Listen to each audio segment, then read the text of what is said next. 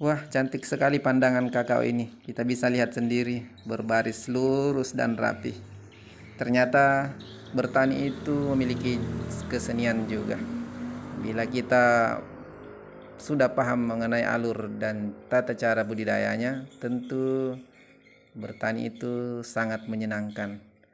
Bagaimana seharusnya yang kita lakukan agar tanaman utama yang kita budidayakan ini bisa tumbuh sehat dan subur sesuai dengan harapan kita. Ya, assalamualaikum warahmatullahi wabarakatuh. Selamat berjumpa kembali di channel kita ini seputar Kolut yang akan terus memberikan tips-tips dalam berbudidaya tanaman. Salah satunya adalah tanaman kakao. Jadi di sini kami memperlihatkan gambaran awal tanaman kakao yang sedang berpucuk muda. Sangat indah sekali pemandangannya. Katanya hati kita sangat senang bila tanaman kakao kita seperti ini, karena sejatinya tingkat pertumbuhan tanaman kakao yang baik itu kita bisa lihat dengan cara seperti ini. Melihat pertumbuhan tunas-tunas baru, otomatis regenerasi jaringan pada tanaman kakao ini semakin membaik, dan tentulah perkembangan tanaman kakao ini bisa lebih maksimal juga. Berbeda dengan tanaman yang satu ini, meskipun saat ini tanaman ini sudah lumayan bagus, kita bisa lihat sendiri. Ini sudah mulai nampak calon tunas-tunas yang baru. Ini setelah pengaplikasian teknis yang sempat kami bagikan kepada teman-teman beberapa waktu yang lalu. Begitupun mungkin teman-teman yang saat ini mau memulai teknis budidaya tanaman kakao. Jadi selamat bergabung. Mudah-mudahan teman-teman yang menyaksikan video ini bisa bermanfaat.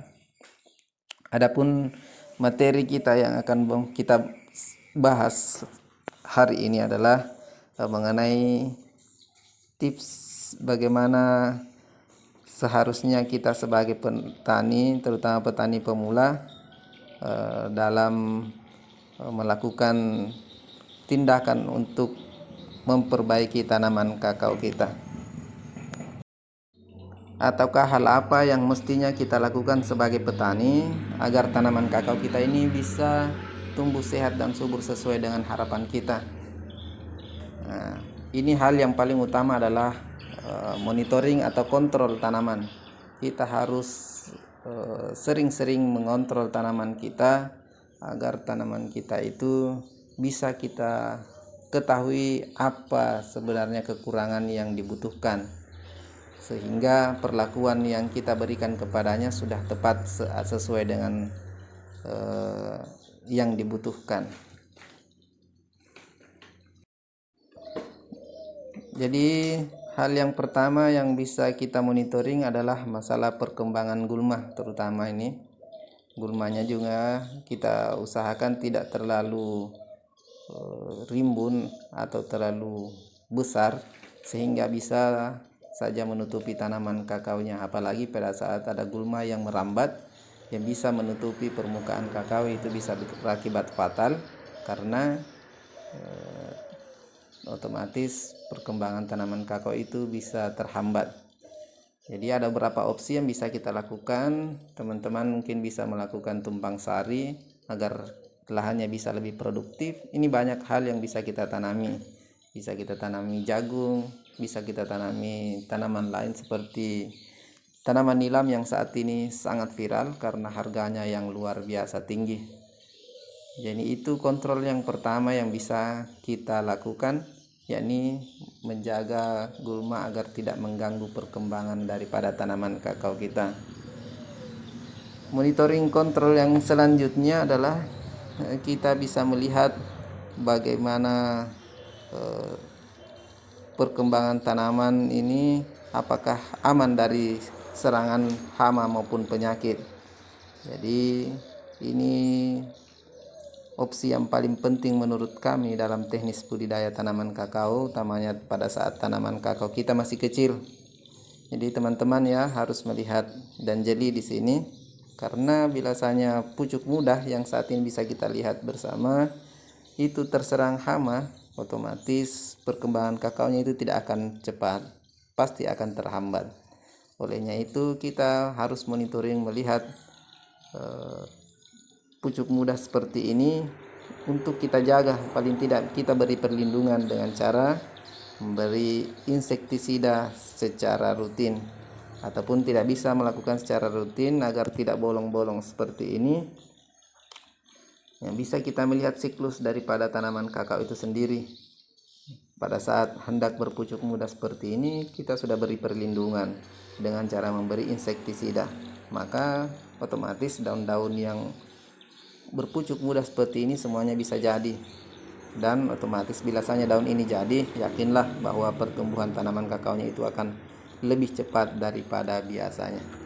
Jadi ini lahan tetangga kami, ini sudah 2 kali pengaplikasian, baru 2 kali ya pengaplikasian setelah kami sampaikan masalah kekurangan daripada teknis budidaya beliau, karena memang kesibukan beliau yang tidak banyak waktu, hanya mampu meluangkan waktu di hari Sabtu dan Minggu, karena itu hari libur, karena seorang pegawai kayaknya memiliki kekurangan masalah waktu dalam teknis berbudidaya. Namun waktu itu saya rasa cukup, biasanya hanya hendak menjaga tanaman kakao kecil kita ini, terutama untuk mengantisipasi serangan daripada hama dan penyakit.